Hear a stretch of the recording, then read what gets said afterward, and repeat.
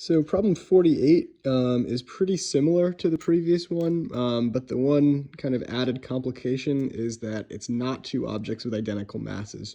So you can't really make the same kind of assumptions about the two scattering angles. You can't cancel masses like the previous problem. So it's a little bit more difficult, but it's the same basic procedure. So what we're told is we have a 5.5 kilogram bowling ball, and it's moving, so we'll call this M1, and it has a mass of 5.5 kilograms, and it's moving with a velocity of 9 meters per second. And it collides with a bowling pin, which I have sort of no idea how to draw, maybe like that. I don't know why it's curved like that, but its mass is only 0.85 kilograms. Okay, and what they tell us is that after the collision, the bowling ball, well, they don't tell us the angle of the bowling ball, but they tell us that the bowling pin scatters at an angle of 85 degrees. Okay, so we'll call this here sort of V2, and the angle is 85 degrees. Okay. And they also tell us what V2 is. So this is another way in which it's a little bit different from the previous problems. They tell us that V2 is 15 meters per second. Okay, so that's the speed and angle that this bowling pin scatters at. So what we don't know is the scattering angle and the final speed of the bowling ball. What we can probably assume, though, is that if this pin is scattering kind of above the horizontal, then the bowling ball is going to scatter at some angle below the horizontal. We don't know what that is, but we can call it V1 prime, and we can call this angle here theta 1. Okay. From there, we kind of we want to set things up really in a similar fashion to the previous problem. So in part A, they want to know what the final velocity, so that's the magnitude and the direction of the bowling ball is, because we know the final velocity of the pin, we just don't know the final velocity of the ball. So same thing, we want to set up conservation of momentum in both the x direction and the y direction. To do conservation of momentum in the x, we'll say that m1 v1 equals m1 v1 prime times the cosine of theta 1, okay, plus m2 v2 times the cosine of theta 2. Now, theta 2 we know is 85 degrees. We just don't know what theta 1 is, so that's part of what we're looking for. Then we want to set up conservation of momentum in the y direction. And again, because we're kind of assuming that this bowling ball is initially moving only in the x direction, we can say m1 v1 prime sine theta 1 plus m2 v2 sine theta 2 equals 0. Okay.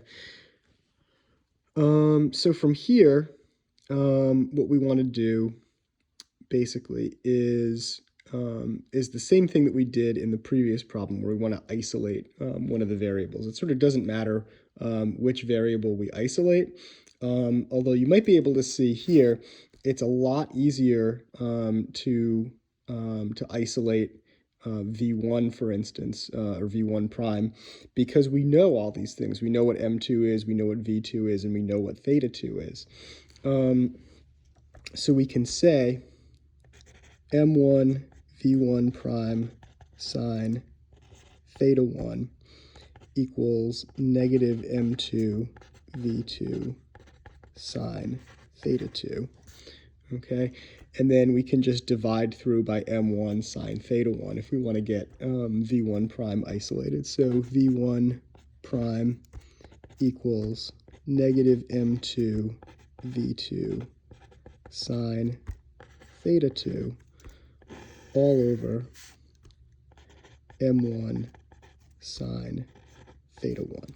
Okay, so from there, we want to take this quantity, basically, and because we got it from our second equation, we want to basically plug it into our first equation.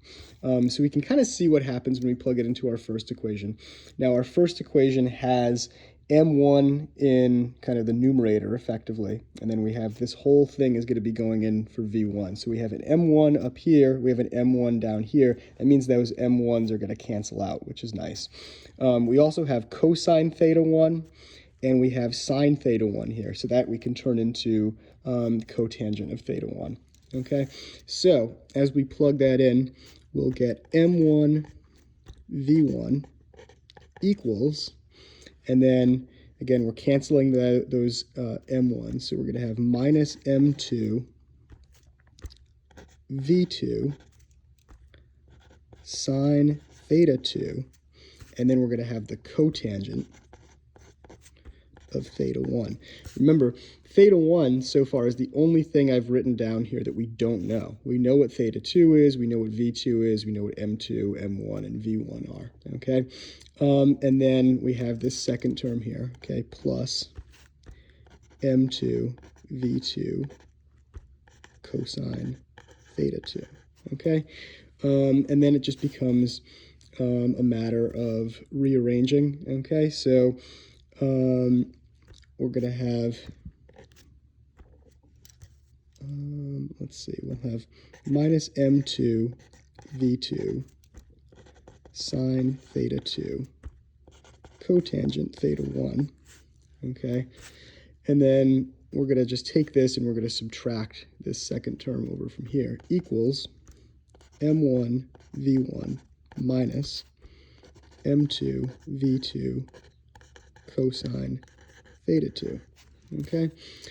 Now we're going to divide all the knowns out of here. So we know m2, we know v2, and we know sine theta 2, okay? So we're going to have cotangent theta 1 equals m1 v1 minus m2 v2 cosine theta 2 all over negative m2 v2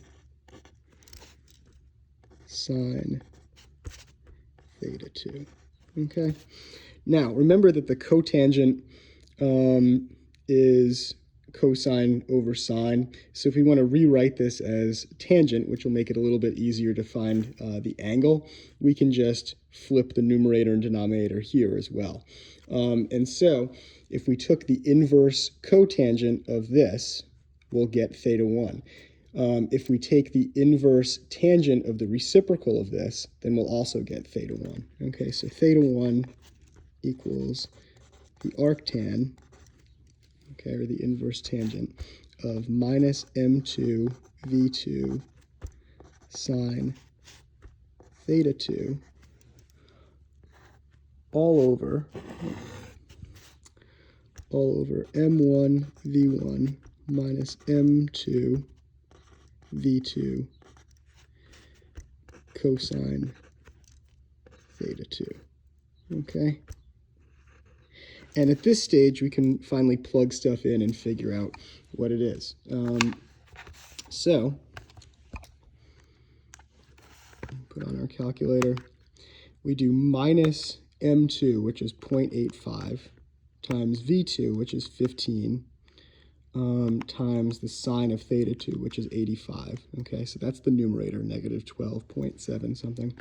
Then we're going to divide by, so m1 v1, so that's 5.5 times 9, minus m2 v2 cosine theta 2, so that's going to be 0.85 times 15, okay,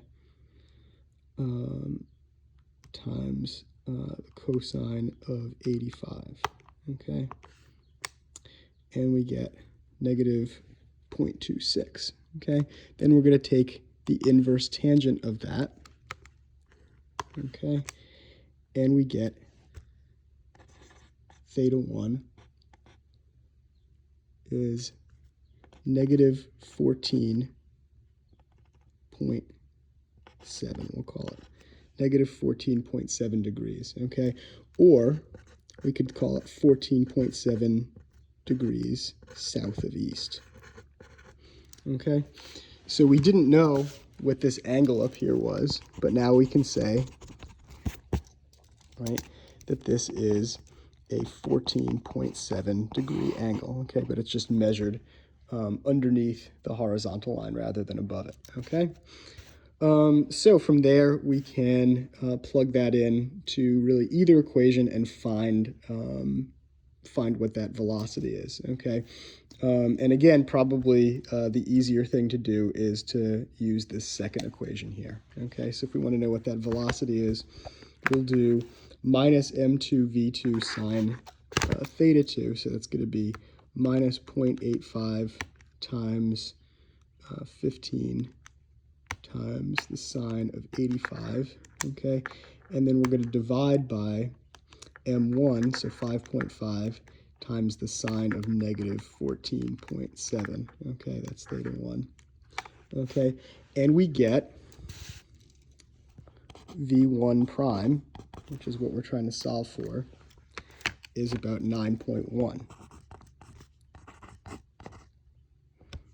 Okay. So part B, they ask if the collision's elastic. Now you could do kind of a similar computation that we did in the previous problem, but we don't even really need to do that because it's pretty clear to see our bowling ball is moving even faster after the collision than it was moving before the collision. And then this pin, which wasn't moving at all, is now moving. So obviously, the kinetic energy is not the same, okay? So not elastic.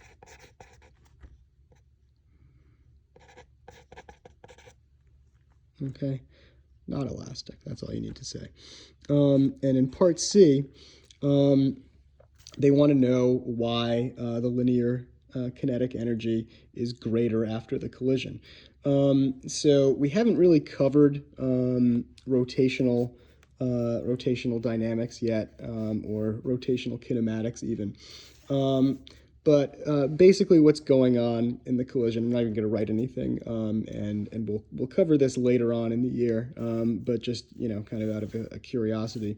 Sort of what's going on is when the ball is originally rolled, a lot of its initial energy and momentum is tied up in its spin, okay? And after it strikes the ball, or after it strikes the pin rather, its spin reduces, and so as its spin reduces, some of that momentum that was tied up in rotation gets converted into linear momentum, which then translates into an increase in linear kinetic energy. So that's the gist of it. We will, later on when we get to the unit on rotational dynamics, we'll kind of learn more of the fine points of that. But just kind of a basic overview there. So that's problem 48. The next video will be problem 50.